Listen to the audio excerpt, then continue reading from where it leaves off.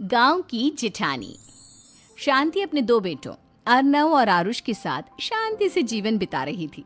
लेकिन शांति के पति सोहन से उसकी कभी कभार थोड़ी अनबन हो जाती थी। एक दिन शांति रोज की तरह सुबह का खाना बना रही थी, तभी दरवाजे की घंटी बजी। घंटी की आवाज सुनकर वो दरवाजे की ओर जाते हुए कहती है, अरे आती हूँ, कौन है? सब्र करो। शांति दरवाजा खोलती है तो देखती है कि उसके जेठ मोहनदास सामने खड़े होते हैं। वो सक पकाकर अपना घूंघट करती है और पैर छूकर कहती है, आइए आइए जेठ जी। कैसी हो शांति? जी मैं तो बिल्कुल ठीक हूँ, सब आपकी मेहरबानी है भाई साहब। शांति और मोहनदास की बातें सुनकर शांति का पति सोहन और उसके दोनों बेटे बाहर आ जाते हैं। अरे भैया राम राम, कैसे हो आप?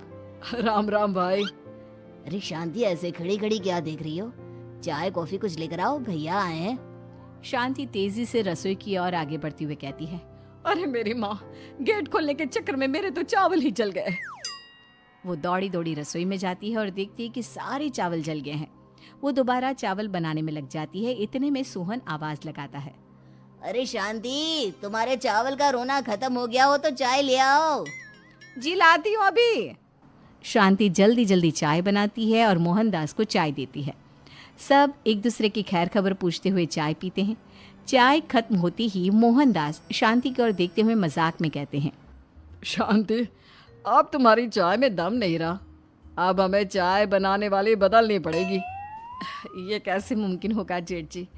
घर और बाहर का सारा काम मुझे ही करना पड़ता है और कभी कभी जल्दी जल्दी के चक्कर में काम बिगड़ जाते हैं, जैसे आज चावल जल गए। अरे इसी का तो हल लेकर आया हूँ। मैंने रिश्ता देखा है अर्नव और आरुष के लिए। दोनों लड़कियां बहुत सुंदर और सुशील हैं। अगर आप दोनों इजाजत दें तो बात करूँ आगे। सोहन और शांति रिश्ते की बात सुनकर कहते हैं, अब ठीक है, बात चलाइए ना भैया, पर पहले लड़की के बारे में कुछ बताइए तो सही। हाँ हाँ भाई साहब, लड़की कैसी है, परिवार कैसा है, कहाँ के रहने वाले हैं? देखो, परिवार तो बहुत अच्छा है, पर वे दोनों लोग बहुत गरीब हैं। दहेज में कुछ मिलेगा नहीं। अरे हमें दहेज में कुछ चाहिए भी नहीं, बस लड़की संस्कारी होनी चाहिए। एक लड़की तो पढ़ी लिखी है और शहर की रहने वाली है, पर दूसरी अपनी गरीबी की वजह से पढ़ न सकी और गांव में रहती है। लेकिन दोनों है बहुत खूबसूरत। अगर तुम सबको देखते ही पसंद ना आ जाए तो मेरा नाम बदल देना। हाँ, पर तो हम आंखें मूंद कर भरोसा कर सकते हैं भैया। आप आगे बात चलाइए, हम शादी करने को तैयार हैं। कुछ ही दिन में अर्नव और आरुष की शादी हो जाती है। आरुष की शादी अनपढ़ लड़की मंजरी से हो जाती है, जो कि बहुत भोली भी होती है। और अर्नव की शादी पढ़ी लिखी लड़की तनुजा से हो जाती है, जो कि घमंडी और चालू होती है। एक दिन मंजरी घर के काम कर रही थी कि अचानक शांति उसे आवाज लगाती है, बड़ी बहू, ओ बड़ी बहू, मंजरी जल्दी यहाँ आओ। मंजरी जल्दी जल्दी शांति के पास जाती है। बेटा मेरे पैर दबा दे, बहुत दर्द हो रहा है। जी माँ जी, बस बर्तन धोकर आती हूँ। अरे बैठ यहाँ, मेरे पैर में बहुत तेज दर्द हो रहा है। बर्तन छोटी बहू धो लेगी। मंजरी शांति के पैर दबाने लगती है तो शांति तनुजा को आवाज लगाती है, छोटी बहू, और छोटी बहू। तनुजा थोड़ी देर से आराम से चलकर आती है। जी माँ जी, आपने बुलाया मुझे? आपको कोई काम था क्या? तू कुछ काम कर रही है या? शांति की बात काटते हुए तनुजा बोलती है, कुछ नहीं माँ, फोन पर अपने घर पर बात कर रही थी। अरे बाद में बात करियो अपने घर वालों से, पहले जाके बर्तन धो ले। तनुजा मुंह बनाते हुए अपनी जिठानी की ओर देखती है और मन ही मन कहती है, ये महारानी वहाँ बैठी है, ये नहीं कि बर्तन धो ले। मैंने इतनी पढ़ाई बर्तन धोने के लिए की थी क्या? तनुजा दांत पीसकर वहां से चली जाती है। अगले दिन सब दफ्तर चले जाते हैं, तभी डाकिया चिट्ठी लाता है। शांति चिट्ठी लेकर मंजरी से कहती है, बड़ी बहू, जरा छोटी बहू को बुलाना, एक चिट्ठी आई है। मेरी तो आंखें कमजोर है तो मुझसे पढ़ा नहीं जाएगा। मंजरी तनुजा के पास जाकर कहती है, तनुजा, तुम्हें माँ जी बुला रही हैं। मुझ पर हुक्म मत चलाओ, काम बताओ काम। अरे मैंने तुम पर कहाँ हुक्म चलाया, और हुक्म चला भी दूंगी तो क्या हुआ? तुम तो मेरी छोटी बहन की तरह हो ना। तुम जैसी अनपढ़, जाहिल और गांव की गवार मेरी बहन नहीं हो सकती।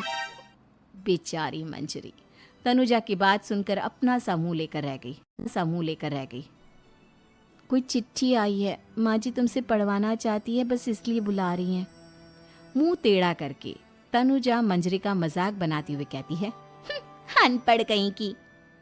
तनुजा का ऐसा बर्ताव देखकर बड़ी बहू बहुत दुखी होती है। तनुजा को अपनी पढ़ाई का घमंड इतना हो गया कि अब वो घर के कोई काम नहीं करती और अपनी जेठानी का मजाक बनाती रहती। तनुजा का ये बर्ताव अब उसकी सास को भी नजर आने लगा था। एक दिन शांति ने अपनी बड़ी बहू से कहा, मंजरी, तनुजा हर समय तुम्हारा मजाक उड़ाती है, तुम्हें गुस्सा नहीं आता क्या? आता तो है माँ जी, लेकिन मैं क्या करूं? जब भी उसे कुछ बोलती हूँ वो और भी जली कटी बातें मुझे सुनाकर चली जाती है। मैं उसे अपनी छोटी बहन की तरह प्यार करती हूँ, लेकिन उसके दिल में मेरे लिए कोई इज्जत नहीं।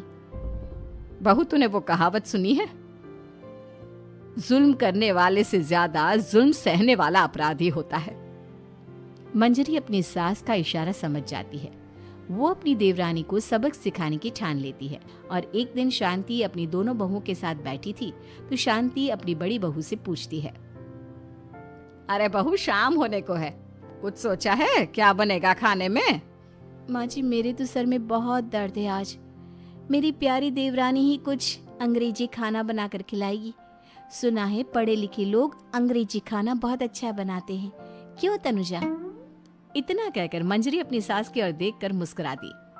तनुजा अपनी तारीफ सुनकर बहुत खुश हो गई। इतने में शांति कहती है, ये तो सच बात है छोटी बहू, ये तो मैंने भी सुना है। हम भी पक गए हैं बड़ी बहू के हाथ का खाना खा खा कर। तनुजा, तुम्हारी माँ भी तो तुम्हारे खाने की बहुत तारीफ करती हैं। आज हमें भी खिला दो कुछ अच्छा सा बनाकर। शांति की बात सुनकर छोटी बहू और आसमान पर चढ़ गई, पर उसे ये कहाँ पता था कि उसकी सास और जेठानी उसे सबक सिखाना चाहती हैं। तनुजा अपनी तारीफ सुनकर खुश तो बहुत होती है, पर सोचने लगती है, मुझे तो कैसा भी खाना बनाना नहीं आता। अब मैं क्या करूंगी? अगर मैंने इनको सच बता दिया तो मेरी सारी इज्जत मिट्टी में मिल जाएगी। अरे छोटी बहू, क्या सोच रही हो? खिलाओगी ना अपने हाथ का अंग्रेजी खाना? छोटी बहू हाँ में सर हिला देती है। अचानक से उसके दिमाग में एक आइडिया आता है। मैं इंटरनेट से देखकर कुछ बना लेती हूँ, मेरी वाहवाही पूरे घर में हो जाएगी। मुझे कौन सा रोज रोज बनाना है। माँ जी, आज आप सबको ऐसा खाना खिलाऊंगी, ऐसा खाना खिलाऊंगी कि। इतने में शांति छोटी बहू की टांग खींचते हुए कहती है कि पता नहीं कैसा खाना खिलाओगी। ए ऊपर वाले, हमारी रक्षा करना। इतना बोलकर शांति और मंजरी दोनों जोर जोर से हंसने लगते हैं। अब तनुजा रसोई घर में चली जाती है और खाने की तैयारी करने लगती है, पर उसे रसोई घर की चीज़ों के बारे में तो कुछ नहीं पता। जैसे तैसे सारी चीज़ें निकालती है और इंटरनेट पर देखकर खाना बनाती है। कुछ ही देर में सब लोग घर आ जाते हैं। अरे सुनते हो, आज का खाना हमारी छोटी बहू बना रही है। अरे वाह, आज तो फिर कुछ अंग्रेजी खाना खाने को मिलेगा। कुछ ही देर में खाना बन जाता है तो छोटी बहू सबका खाना लगा देती है। इतने में बड़ी बहू कहती है, क्या बात है देवरानी जी, आज तो बहुत अच्छी खुशबू आ रही है। ये बात तो सही कही बड़ी बहू तूने, खुशबू तो अच्छी है। ऐसी खुशबू तो मेरे खाने में भी नहीं आती। सब मिलकर छोटी बहू की बहुत तारीफ करते हैं और छोटी बहू 7वें आसमान पर बैठ जाती है। अब सभी खाना खाते हैं। जल्दी जल्दी दो, अब तो मुंह में पानी आ रहा है। हाँ हाँ, मुझसे भी नहीं रुका जा रहा। जैसे ही सोहन एक निवाला खाता है तो उसकी आंखों से पानी आने लगता है। ये देखकर शांति सोहन से पूछती है, क्या हुआ जी, खाना इतना अच्छा बना है कि आंखों से पानी आ गया? सोहन चुप रहता है और धीरे धीरे से खाना शुरू कर देता है। इतने में सोहन छोटी बहू से कहता है, बेटी तुम भी तो खाओ, तुम क्यों रुकी हो? खाना सच में बहुत अच्छा है। ये कहकर सोहन जोर से हंस देता है। फिर सब खाना खाने लगते हैं, लेकिन खाने में नमक और मिर्च तेज हो गई थी। तनुजा से कोई कुछ नहीं बोलता, बल्कि उसे भी खाने को कहते हैं। जैसे ही छोटी बहू खाना खाती है वो पानी पानी कहकर चिल्लाती है, पानी, इसमें तो पानी। ये खाना तो सच में इतना अच्छा बना है कि हमारे साथ साथ देवरानी जी भी इसके स्वाद को कभी नहीं भूल पाएंगी। सही कहा बहू। तनुजा को अपनी गलती का एहसास हुआ और उसने अपनी सास से कहा, माँ जी ये मेरी गलती नहीं है, इंटरनेट पर दिखाया था